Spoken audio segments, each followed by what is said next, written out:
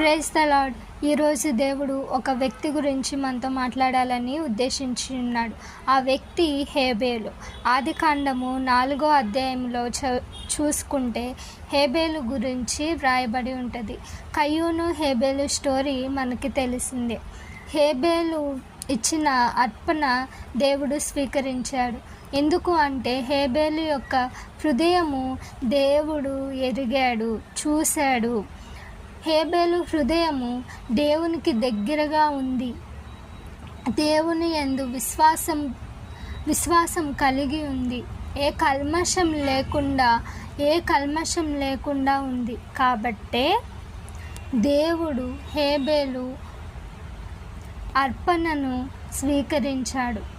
అలాగే ఈరోజు దేవుడు మనతో మాట్లాడుతున్న మాట హేబేలు జీవితం నుండి, మీ హృదయాలను నేను పరిశీలన చేస్తాను, మీ హృదయము నాకు అర్పించండి. విరిగి నలిగిన హృదయము దేవుడు కోరుకున్నాడు. ఇప్పటికీ అదే హృదయాన్ని దేవుడు కోరుకుంటున్నాడు.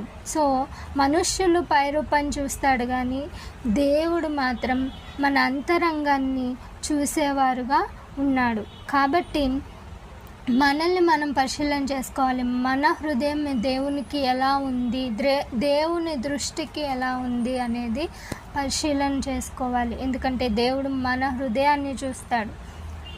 మనము ఎన్ని కానుకలు వేసినా, ఎంత దేవుని సన్నిధికి వెళ్ళినా అవి అవసరం లేదు.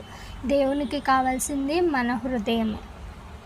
కాబట్టి విరిగి నలిగిన హృదయం కలిగి ఉంటే ఖచ్చితంగా దేవుడు హేబేలు ఎలా అయితే అర్పణలు చేశాడో, ఆ అర్పణని దేవుడు ఎలా అయితే స్వీకరించాడో, నువ్వు దేవునికి ఎన్ని కానుకలు వేసినా విరిగి నలిగిన హృదయం లేకపోతే స్వీకరించడు. కయ్యూని అర్పణ స్వీకరించలేదు, అలాగే వారి కానుకలు స్వీకరించడు. ఎవరైతే విరిగి నలిగిన హృదయం కలిగి, హేబేలు వంటి హృదయం కలిగి ఇస్తారో వారి కానుకలను దేవుడు స్వీకరిస్తాడు. అలాగే ప్రతి క్షణము దేవుని దృష్టికి మనం ఎలా ఉన్నాము, మన హృదయం దేవునికి దగ్గరగా ఉందా, దూరముగా ఉందా అనేది పరిశీలన చేసుకోవాలి.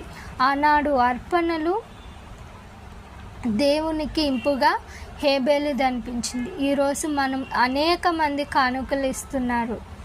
ఆ కానుకల్లో ఎవరి కానుక దేవుడు స్వీకరిస్తున్నాడు అనేది ముఖ్యం.